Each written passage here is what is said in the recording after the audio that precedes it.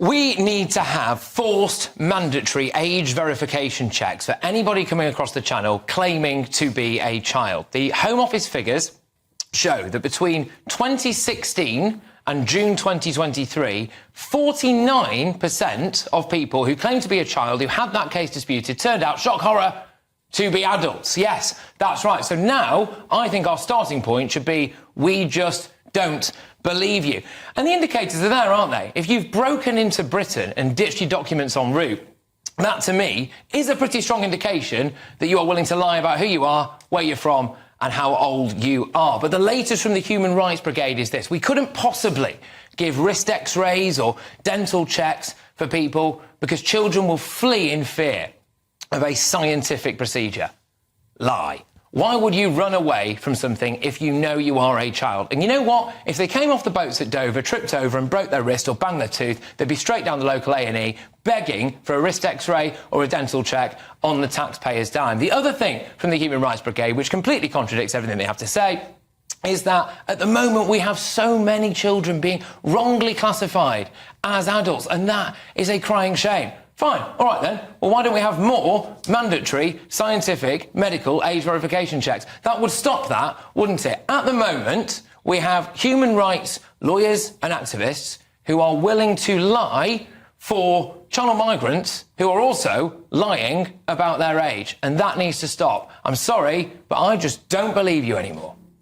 Well said, Patrick. I mean, the point of the matter is here, all those people that we've just seen at these EU marches, right, they're all for all of this, and they are the kind of people that are so hysterical about the kinds of things that you're mentioning. And if you ask me, Patrick, someone that comes here who says, I'm going to turn up uninvited, illegally, doesn't have a right to privacy, right? They can't turn around and say, well, actually, you're not going to be able to do a scan of me, because they have actually broken the law. We need to know who is here and how they are actually unfairly treating the system. What do you think about that? Well, I'd say, first of all, how much is this going to cost? How many more millions and billions are you throwing at this? Can I quickly, because I do, it's a really good point, but on that, at the moment, it's costing us so much to go through ridiculous kind of eye surface level checks that have to go through numerous different things, then court cases, then hotels. So I do think it would be cheaper just to do an X-ray. I get that, but say you figure it out, you get your X-ray, you've done that, you've cost it all up, fine. Then what? They're still here. You can't throw them back in the sea. But the point is, they're here. You can't put a price on national security. And also, by the way... No, I get that. Security of our kids. How many times have we seen Abdul, 13-year-old, in a classroom with young teenage girls who turns out to be 40 years old with a massive beard? That can't happen in this country. No, I know, but those are rare instances that make the news because they are rare. They're not rare. But we do have to have a way these to... guys come over the channel, they lob their phones in the channel, they lob their passports in the channel so no one can trace them. No, I get it, but what is proving their age going to do? Well, my argument would then be if you've lied about that, then you should be deported. Well, it's not going to happen. Well, this country seems incapable of deporting anyone, even foreign criminals, so I'm not sure this is going to mean more deportations. I think you raised an important point. We have had cases of people pretending to be children and ending up in local schools in this country, which I think everyone thinks is absolutely absurd. Do I think this is the main issue when it comes to the Channel migrant crossings? No. Do I think that this is going to happen? Also, no. The Home Office have been advised that, you know, there are issues with radiation harm. There are issues with it being unreliable. There are issues with no method proves exact age. So all of these things, you can see, would be disputed by lawyers. Absolutely. But, you know, I had a bit of an epiphany the other day, and it's been great. Here we go. It's been great. I stopped caring.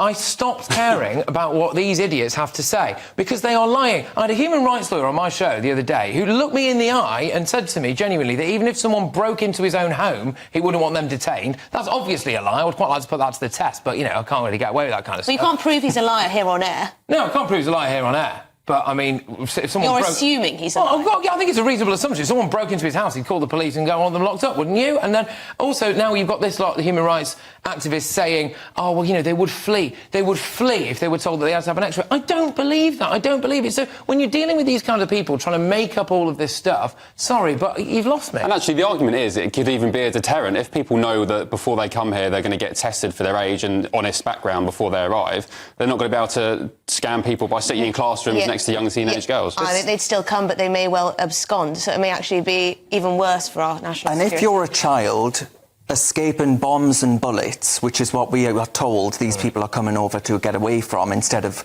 wines and cheeses and baguettes in France. Why then would you not want to cross every single line that you had to for the authorities in order to be allowed to stay in a safe country?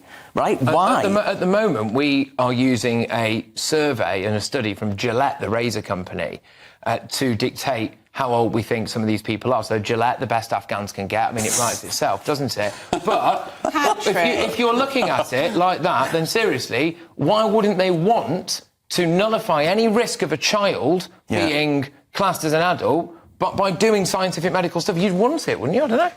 Look, this is a tricky situation. That's why it's gone on so long. There is not a solution to this. I just don't think that what you're proposing is going to really make a spit of difference, if I'm honest. And can I just say, this argument's a bit of a red herring regardless, because we don't want them here in the first place. I don't want to be testing people for their age. I don't want them here in the first place. Sort the borders out, absolutely, stop the boats. Absolutely.